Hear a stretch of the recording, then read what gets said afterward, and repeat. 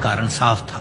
अयोध्या के श्री राम के मंदिर पर आक्रमण भारत की आत्मा पर आक्रमण था। जहां हर भारतीय के रोम रोम में राम बसते हैं, वह भारत यह अपमान कैसे सहता। राम मंदिर पर आक्रमण भारत को आहत कर गया था। विदेशी हमलावर अपनी बर्बरता दिखाते गए और भारत अपने आत्मगौरव को फिर से पाने के लिए संघर्ष करता रहा। भारत रामलला के जन्म स्थान पर बाबर के नाम पर बने एक ढांचे को देखता और उसे हटाने का संकल्प लेकर शक्ति संजोया करता। हिंदू समाज आत्मसम्मान के रण में डटा रहा और लगातार हमलावरों द्वारा बनाए गए बाबरी ढांचे को हटाने के लिए लड़ता रहा। सरयू कई बार रक्त से लाल हुई। कभी स्थानीय शासकों ने तो कभी साधु संतों और राम भक्तों ने राम जन्मभूमि की मुक्ति के लिए अपने प्राणों की आहुति दी। 74 बार युद्ध हुए। हम कुछ मोर्चे हारे, पर रण जीतने का संकल्प कभी कम नहीं हुआ। हिंदू समाज तलवारों से रक्त रंजित हुआ, पर उसने हार नहीं मानी। उसका संकल्प अजेय था। 15 अगस्त 1947 को देश की आजादी के साथ सैकड़ों सालों से चले आ रहे इस संघर्ष में नई ऊर्जा और एक नया मोड़ आया। अचानक 23 दिसंबर 1949 को बाबरी ढांचे में श्री राम लला प्रकट हुए। हजारों राम भक्त दर्शन के लिए उमड़ पड़े। तत्कालीन प्रधानमंत्री पंडित जवाहरलाल नेहरू ने उत्तर प्रदेश सरकार को श्री राम लला को विवादित ढांचे से हटाने का आदेश दिया। उत्तर प्रदेश सरकार ने अयोध्या के कलेक्टर को यह काम दिया और यह निर्देश भी कि जरूरत पड़ने पर वे बल का प्रयोग भी करें। अयोध्या के कलेक्टर ने सरकार को उत्तर दिया कि यह नरसंहार के बिना संभव नहीं है, और फिर भी वह ऐसा चाहती है तो किसी दूसरे कलेक्टर से यह काम करवा ले। परिणाम स्वरूप रामलला की मूर्ति वहीं विराजमान रही। विवादित ढांचे को बंद कर दिया गया। केवल पुजारी को सेवा अर्चना के लिए भीतर जाने की अनुमति थी। फिर भी राम भक्त विवादित ढांचे के बाहर से प्रभु श्री राम की आराधना करते रहे। भारत के हिंदू समाज के लिए चुनौतियां और बढ़ गई। मामला अदालत में गया। विपक्षी दलों द्वारा अदालत में भगवान श्री राम के अस्तित्व पर सवाल उठाए गए। उनके अयोध्या में ही जन्म लेने का प्रमाण मांगा गया। भारत का जनमानस अब आहत हो उठा था। आजाद भारत में भी हिंदू समाज को अपनी आस्था और श्रद्धा के लिए संघर्ष करना पड़ रहा था। चुनौतियों के इस समय में सन 1984 में विज्ञान भवन दिल्ली में विश्व हिंदू परिषद ने धर्म संसद का आयोजन किया। इस संसद में देश भर के संतों ने राम जन्मभूमि की मुक्ति के लिए आह्वान किया और राम जन्मभूमि मुक्ति यज्ञ समिति का गठन किया। धर्म संसद ने राम जन्मभूमि की मुक्ति और वहां भगवान श्री राम के भव्य मंदिर बनाने के भारत के जनमानस के संकल्प को फिर से दोहराया। विश्व हिंदू परिषद के नेतृत्व में मंदिर निर्माण के लिए पूरे देश में अभूतपूर्व आंदोलन की शुरुआत हुई। श्री राम जन्मस्थली मुक्ति यज्ञ समिति के साथ देश भर में राम जानकी की रथ यात्राएं निकली। राम लीलाओं में राम कथा के माध्यम से भारत का आम जन फिर से जुटा। अब सबके मन में एक ही प्रण था, एक ही लक्ष्य था। अयोध्या में जन्मभूमि पर भगवान श्री राम के भव्य मंदिर का निर्माण। सन 1989 में विश्व हिंदू परिषद द्वारा गांव-गांव से रामशिला पूजन करके अयोध्या भेजी गई। 2,75,000 गांवों से रामशिलाएं अयोध्या पहुंची। भव्य राम मंदिर के शिलान्यास का निर्णय हुआ।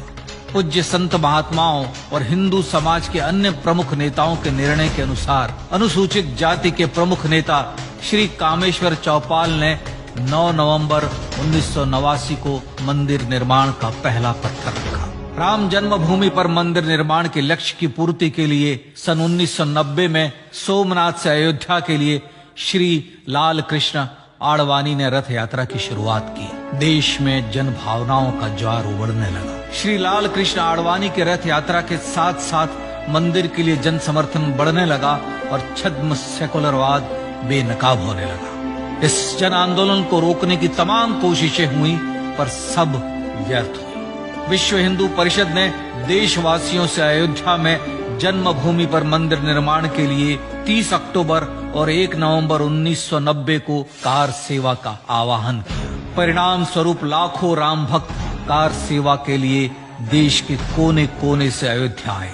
इससे देश की एकात्मता का विराट दर्शन हुआ। कार सेवकों को रोकने के लिए उत्तर प्रदेश के तत्कालीन मुख्यमंत्री श्री मुलायम सिंह यादव ने अयोध्या में परिंदे को भी पर न मारने देने की घोषणा की। स्थितियां गंभीर हो गई। अयोध्या से 200 किलोमीटर दूर रेलगाड़ियां रोक दी गई। अयोध्या युद्ध भूमि बना दी गई। मार्ग बंद, रेल बंद, चप्पे चप्पे पर पुलिस।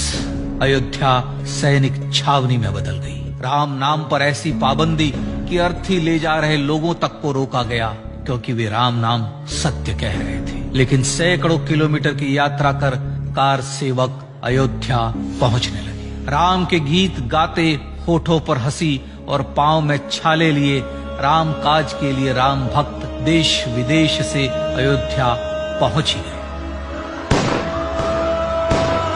कार सेवकों पर गोलियां चली। अनेक कार सेवक शहीद हुए। आजाद भारत में जन्मभूमि पर राम मंदिर के लिए कार सेवकों ने फिर एक बार अपना बलिदान दिया, पर कार सेवकों ने विवादित ढांचे पर भगवा फहरा ही दिया और इस तरह कार सेवा सफल हुई। श्री राम जन्मभूमि आंदोलन ने भारत की सुप्त आत्मा को झकझोर कर जगा दिया था। विश्व हिंदू परिषद ने फिर एक बार 6 दिसंबर 1992 को कार सेवा का आह्वान किया। राम भक्तों को कार सेवा करने देने के लिए अदालत में प्रार्थना की गई, पर अदालत ने कोई निर्णय नहीं दिया। परिणाम स्वरूप बौद्ध, जैन, सिख, स्वामीनारायण संप्रदाय, गायत्री परिवार, हर पंथ मत विचार के हिंदू एकत्र हो गए। छूत अछूत का भेद मिटा, जाति की पहचान मिटी। हम सब हिंदू, हम सब सिंधु बन गए। राम सिंधु में ज्वार उठा और देखते ही देखते 6 दिसंबर 1992 को श्री राम जन्मभूमि से बाबरी ढांचा सदा के लिए हट गया।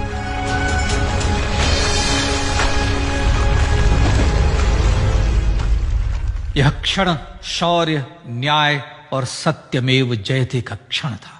यह तो धर्मस्ततो जय का क्षण था। पर संघर्ष की गाथा यहां जाकर भी नहीं रुकी। छद्म सेकुलरवादियों द्वारा भारत और भगवान श्री राम के इतिहास को झुठलाने के लिए अदालतों में चुनौतियों का सिलसिला चलता रहा, जो 1950 से चल रहा था। हिंदू सिखों के बीच से गुजरते हुए भगवान श्री राम का दर्शन करने के लिए विवश थे। यह स्थिति थी आजाद भारत में श्री राम और राम भक्तों की। पर सत्य को तो जीतना ही था।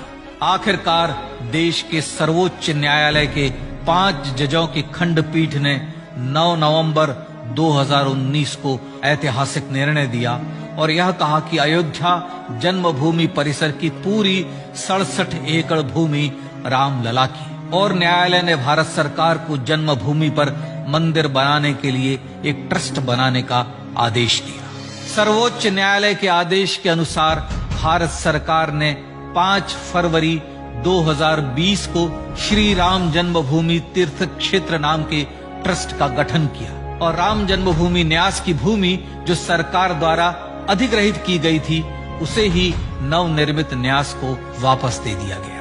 5 अगस्त 2020 को भारत के प्रधानमंत्री श्री नरेंद्र मोदी ने श्री राम जन्मभूमि तीर्थ क्षेत्र के अध्यक्ष पूज्य महंत नृत्य गोपाल दास, राष्ट्रीय स्वयंसेवक संघ के पूज्य सरसंघ चालक डॉक्टर मोहन भागवत एवं उत्तर प्रदेश के मुख्यमंत्री श्री योगी आदित्यनाथ की उपस्थिति में श्री राम जन्मभूमि पर भगवान श्री राम के भव्य मंदिर के लिए भूमि पूजन कर निर्माण कार्य का शुभारंभ किया। इस तरह लगभग 500 वर्षों से राम जन्मभूमि की मुक्ति के संघर्ष का पटाक्षेप हुआ। अपने आत्मसम्मान और राष्ट्रीय अस्मिता के लिए इतना लंबा संघर्ष विश्व के इतिहास में बेजोड़ है। श्री राम भारत की आत्मा, भारत की परिभाषा, हमारे राष्ट्रीय आदर्शों और जीवन मूल्यों के प्रतिनिधि मर्यादा पुरुषोत्तम हैं, जो हर हिंदू के होठों पर जन्म से मृत्यु तक रहे।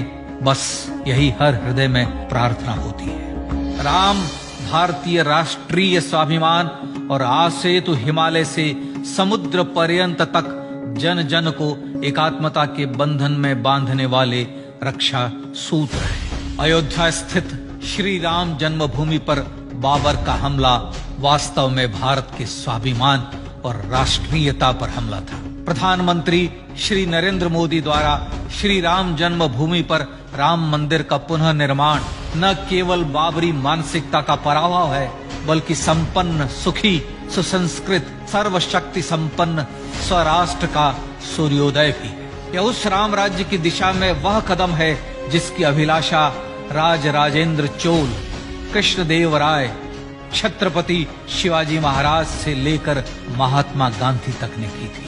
अयोध्या में जन्मभूमि पर भगवान श्री राम का मंदिर न सिर्फ राष्ट्रीय गौरव होगा, बल्कि वह श्री राम के आदर्शों का राष्ट्र मंदिर होगा। अब वह महान संकल्प पूरा होने जा रहा है। आइए इस राम यज्ञ, राष्ट्र यज्ञ में जिन ज्ञात और अज्ञात भारतीयों ने अपनी आत्माहुति दी है, उनका पुण्य स्मरण कर उन्हें श्रद्धांजलि दी।